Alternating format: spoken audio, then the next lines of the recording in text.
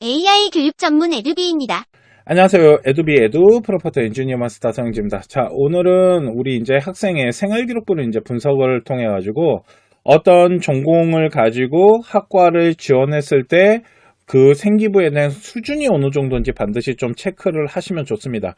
일단은 전공 적합성을 좀 많이 보는 학교가 있고 전공 적합성을 조금 덜 보는 학교가 있는 건 맞지만 전공 적합성을 잘 맞춰 놓으면 전공성을 안 보는 학교 같은 경우 뭐 서강대나 한양대나 이화여대 아무 학과나 넣을 수 있지만 나중에 전공성을 좀 보는 경희대나 동국대, 건대 같은 학교들을 넣을 때도 전공성을 맞춰 놓는 게 훨씬 유리할 거 아니에요. 만약 전공성을 안 맞춰 놓으면 대학교를 3개 넣을 수 있다라면 전공성을 맞추면 6개까지도 넣을 수 있는 거잖아요. 그러니까 더 폭을 넓게 대학교를 준비를 하기 위해서는 전공 적합성이라는 이 부분을 좀 잘 맞춰 놓으면 좋다라고 보시면 되는데요. 자, 그러면 우리 아이 생활기록부가 어떤 학과에 전공을 넣었을 때 가장 등급화되어 있는지 그 부분을 확인을 또 에듀비를 통해서 할 수가 있습니다. 한번 같이 해보도록 할게요. 에듀비 바로 가기를 한 다음에요. 우리 이제 생활기록부 하나를 저희가 요 샘플을 이렇게 첨부 업로드 할게요. 네, 그래서 생활기록부 그냥 여기 화면 위에다가 이렇게 올려놓으면 첨부되기 때문에 그리고 첨부 업로드된 자료를 토대로 설명해줘. 왜 그러면 이제 서류 넣었어. 나 첨부한 파일이 있어. 이건 알려줘야 되잖아요.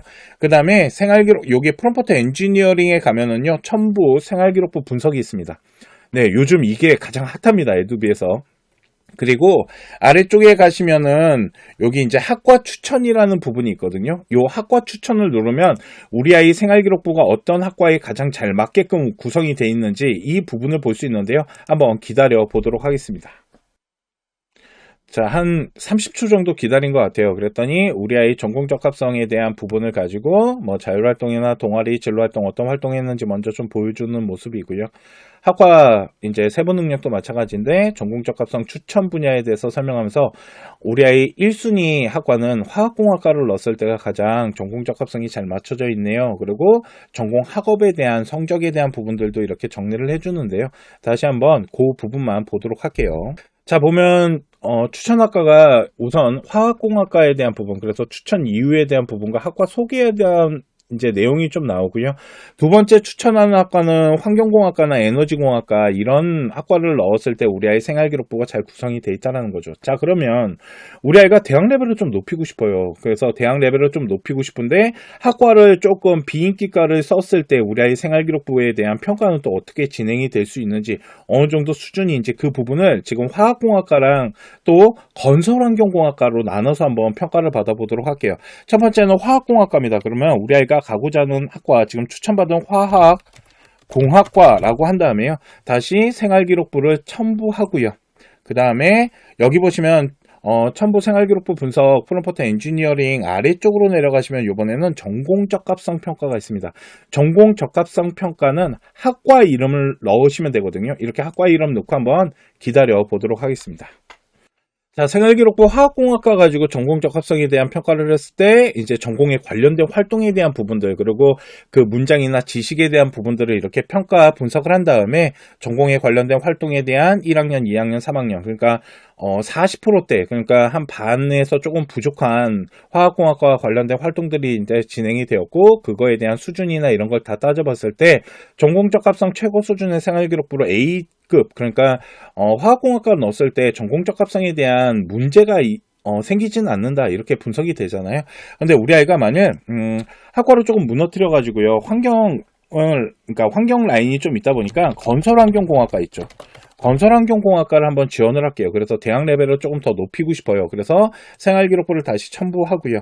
이렇게 생활기록부 할 때마다 첨부해야 됩니까? 라고 물어보시는데 이게 개인정보다 보니까 데이터에 저장을 하지 않는다고 합니다. 그래서 생활기록부는 한번 사용한 다음에 그냥 바로 삭제 폐기가 되기 때문에 좀 귀찮더라도 개인정보를 위해서 한 번씩 이렇게 계속 넣어주시는 게 안전하다라고 보시면 되고요. 다시 한번 전공 적합성 부분에 대한 프롬프트 엔지니어링 클릭한 다음에 다시 한번 기다려 보도록 하겠습니다. 자, 생활기록부 요번에 건설환경으로 했는데 이 친구가 이제 환경에 관련된 부분들과 화학 이런 부분들을 좀 잘 넣어놓긴 했거든요. 근데 이제 건설에 관련된 부분이 이제 좀 부족할 거예요. 그죠? 그래서 봤을 때 이제 생활기록부 전공 적합성에 대한 부분이 아까 40%대가 안 되죠.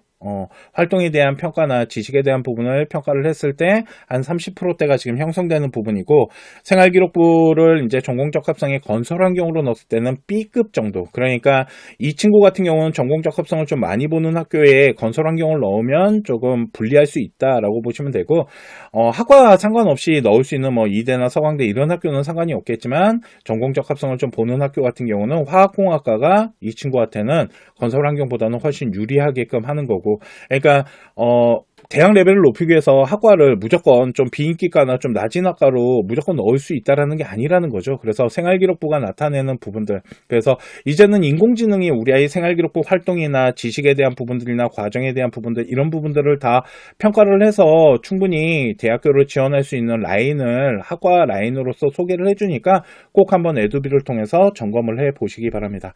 자, 오늘 제가 준비한 영상은 여기까지 하도록 하고요. 다음 시간에 또 프롬프트 엔지니어링 잘 사용하는 방법에 대해서 설명해 드리겠습니다. 감사합니다.